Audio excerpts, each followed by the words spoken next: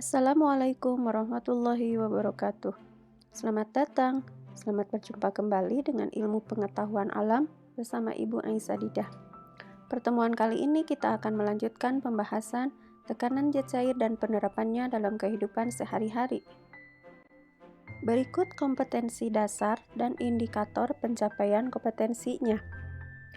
Tujuan pembelajaran kita hari ini, setelah menyimak video pembelajaran kali ini, diharapkan kalian dapat menjelaskan hukum Archimedes dan penerapannya dalam kehidupan sehari-hari. Pada bagian sebelumnya, kamu telah mengetahui bahwa dalam merancang kapal selam harus memperhatikan tekanan hidrostatis air laut. Hal ini menjadi pertimbangan dalam merancang struktur dan pemilihan bahan untuk membuat kapal selam. Salah satu bahan yang tahan terhadap tekanan hidrostatis air laut yang sangat besar adalah baja. Tahukah kamu bahwa baja merupakan logam yang bahan utamanya terbuat dari campuran besi dan karbon? Dengan demikian, baja memiliki massa jenis yang lebih besar daripada massa jenis air laut. Coba kamu pikirkan, mengapa kapal selam maupun kapal laut lainnya yang terbuat dari baja tidak tenggelam? Padahal massa jenis baja jauh lebih besar daripada massa jenis air laut. Ketika suatu benda dimasukkan ke dalam air, beratnya seolah-olah berkurang. Peristiwa ini bukan berarti ada massa benda yang hilang. Berat benda berkurang saat dimasukkan ke dalam air disebabkan oleh adanya gaya apung yang mendorong benda ke atas atau berlawanan dengan arah berat benda.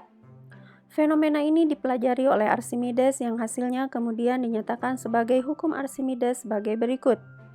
Jika benda dicelupkan ke dalam zat cair, maka benda itu akan mendapat gaya ke atas yang sama besar dengan berat zat cair yang didesak oleh benda tersebut. Perhatikan gambar 7.9 di samping.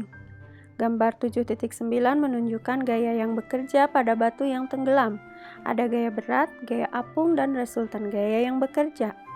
Secara matematis dapat dituliskan Fa gaya apung sama dengan WBU berat benda di udara dikurangi WBA berat benda di dalam air, sehingga WBA berat benda di air sama dengan WBU berat benda di udara dikurangi Fa gaya apung.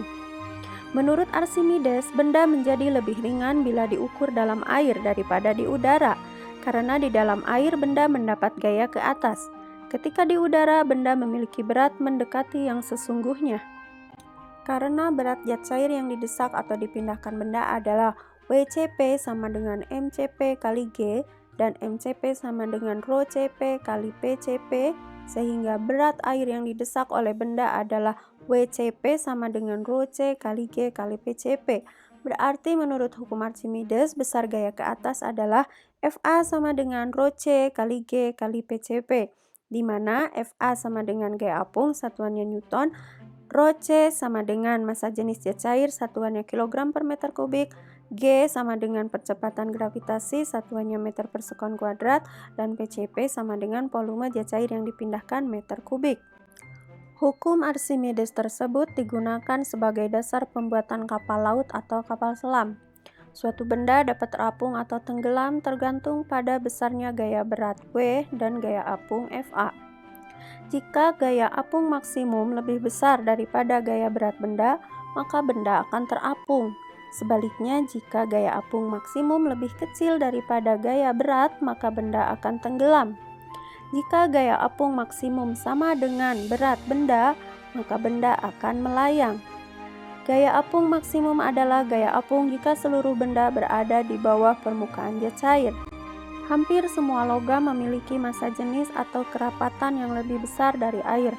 Tentu kamu berpikir bahwa semua logam akan tenggelam dalam air. Tapi mengapa kapal laut yang terbuat dari logam tidak tenggelam? Kapal laut dapat terapung karena pada saat diletakkan secara tegak di lautan, kapal laut dapat memindahkan air laut dalam jumlah yang cukup besar, sehingga kapal laut mendapat gaya ke atas yang sama besar dengan berat kapal laut. Bagaimana dengan kapal selam? Bagaimana kapal selam dapat terapung, melayang, dan tenggelam dalam air laut? Pada prinsipnya kapal selam dapat memiliki kemampuan tersebut Karena berat kapal selam dapat diperbesar dengan cara memasukkan air ke dalam badan kapal dan dapat diperkecil dengan cara mengeluarkan air dari badan kapal. Ketika kapal selam akan tenggelam, air laut dimasukkan ke dalam penampung dalam badan kapal. Berat total dari kapal selam menjadi lebih besar daripada gaya ke atas, sehingga kapal selam dapat tenggelam. Agar tidak terus tenggelam pada kedalaman tertentu, air dalam badan kapal selam dikeluarkan kembali dari penampung, sehingga berat total dari kapal selam sama dengan gaya ke atas. Hal ini menyebabkan kapal selam melayang dalam air. Saat kapal selam akan mengapung, air dari penampungan pada badan kapal dikeluarkan, sehingga volume total dari kapal selam menjadi lebih kecil daripada gaya ke atas, sehingga kapal selam dapat mengapung. Perhatikan contoh berikut. Misalnya, massa tubuh kamu adalah 50 kg. Ketika berada di kolam renang, kamu merasakan tubuh menjadi ringan. Jika saat di dalam air kamu menggelantung di neraca dan terbaca massa tubuhmu menjadi 25 kg. Berapakah gaya angkat Archimedes pada tubuhmu? Berapa volume tubuh kamu yang tercelup dalam air saat penimbangan? Gunakan massa jenis zat cair 1000 kg per meter kubik. Dari soal ini diketahui, massa tubuh saat di udara 50 kg dan massa ketika di dalam air 25 kg, massa jenis air 100 kg per meter kubik. Ditanyakan gaya apung dan volume badan yang tercelup saat penimbangan. Maka dijawab F1 M1 kali G 50 kali 10 500 Newton, F2 M2 kali G 25 kali 10 250 Newton. Maka FA sama dengan F1 dikurangi F2 500 dikurangi 250 sama dengan 250 Newton. Volume tubuh kamu yang tercelup ke dalam air dihitung V sama dengan FA dibagi Rho kali G sama dengan 250 dibagi 1000 kali 10 sama dengan 250 per 10.000 sama dengan 0,025 meter kubik. Jadi gaya angkat Archimedes pada tubuhmu sebesar 250 Newton dan volume tubuh kamu yang tercelup dalam air saat penimbangan adalah 0,025 meter kubik. Berikutnya hukum Pascal. Pernahkah kamu melihat mobil yang dicuci di tempat pencucian kendaraan? Mobil di tempat pencucian kendaraan akan diangkat dengan menggunakan alat pengangkat yang disebut pompa hidrolik untuk membantu pencuci mobil menjangkau semua bagian mobil yang akan dibersihkan. Nah, bagaimana alat pengangkat dapat mengangkat mobil yang sangat berat, padahal di dalam pompa hidrolik tersebut hanya berisi udara atau dapat berupa minyak? Tekanan yang diberikan pada zat cair dalam ruang tertutup akan diteruskan ke segala arah dengan besar yang sama. Hal ini merupakan bunyi dari hukum Pascal yang dikemukakan oleh Blaise Pascal. Perhatikan gambar 7.14. Jika pada penampang dengan luas A1 diberi gaya dorong F1, maka akan dihasilkan tekanan P yang dirumuskan P sama dengan F1 per A1. Menurut hukum Pascal, tekanan P tersebut diteruskan ke segala arah dengan sama besar, termasuk ke luas penampang A2. Pada penampang A2 muncul gaya angkat F2 dengan tekanan P sama dengan F2 per A2.